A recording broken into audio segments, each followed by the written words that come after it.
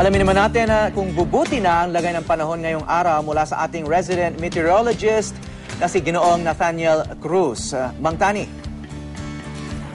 Howie, humupa na ngang baha sa ilang apektadong lugar pero patuloy na maging alerto. Posible pa rin kasing makaranas ng pabugso-bugsong ulan ng Metro Manila, gayon din ang mga karatig lalawigan nito.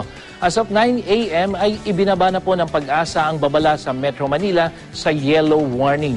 Ibig sabihin niya nasa 7.5 to 15 millimeters ang ulan o heavy rain ang inaasahan sa susunod na 2 oras.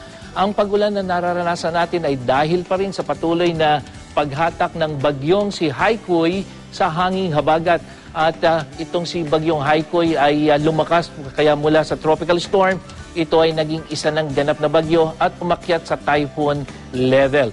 Ang typhoon Haikui ay inaasahan na tatama na sa kalupaan at ito ang magiging dahilan upang unti-unting humina na ang paghatak nito sa hanging habagat. At dito naman sa ating rainfall forecast, asahan pa rin natin ang mga pag-ulan, lalong-lalo na dito sa northern, central, hanggang dyan sa southern Luzon. Yung pong mga kulay green, yan yung medyo mahinang pag-ulan, pero yung mga kulay po lang nakikita natin hanggang dilaw, yan po ay katamtaman hanggang sa malakas na pag-ulan. Kaya patuloy na pinag-iingat po natin yung mga residente riyan sa mga pagbaha at landslide.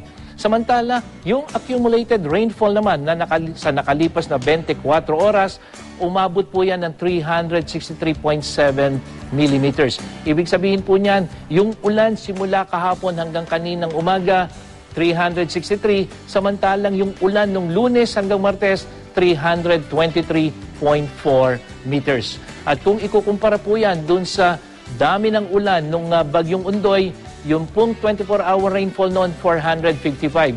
So mas mababa pa rin po. Pero ang nangyari, 2 araw na magkasunod na mahigit 300 millimeters ng ating naramdaman, naranasan at bumabang ulan. Kaya po kung titingnan, mas mahigit pa yan doon sa 1 araw na tinanggap ng bagyong Undoy. Tingnan naman natin ang magiging lagay ng panahon dito sa Luzon. Mas maulan pa rin po dito sa maraming bahagi ng Luzon, kasama na ang Metro Manila na kung saan tuloy-tuloy po ang pag-ulan ngayong maghapon dito po sa Metro Manila. At sa Visayas naman ay patuloy na makakaroon din o makakaranas ng mga bahagyang pag-ulan dahil po sa unti-unting paghina ng hanging habagat.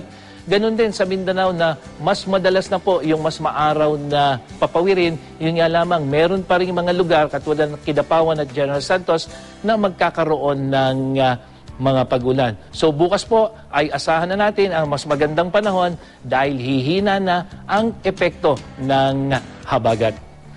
Sa ngayon po, pinapayuhan pa rin natin yung ating mga kababayan na lumikas na manatili po doon sa kanilang evacuation center dahil posible pa pong magpatuloy ang mga pag-ulan. At sa mga residente naman po sa mga lugar na posibleng bahain o gumuho, kung maaari ay lumikas na para sa inyong kaligtasan.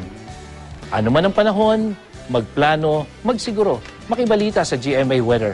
Ako po si Nathaniel Cruz para sa I Am Ready, serbisyong totoo ng GMA News.